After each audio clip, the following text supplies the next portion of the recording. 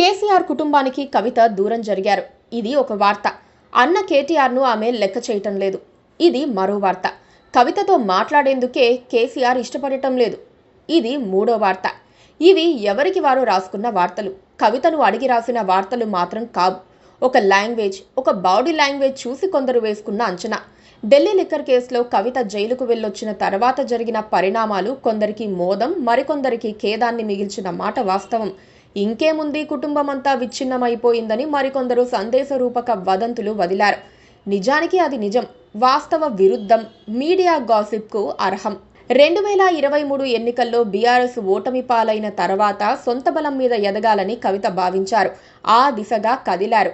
అందులో తప్పుందని ఎవరైనా అనుకోవడానికి కూడా వీల్లేదు. తన క్యాడర్ బలాన్ని పెంచుకునేందుకు కవిత ప్రయత్నిస్తున్నారు.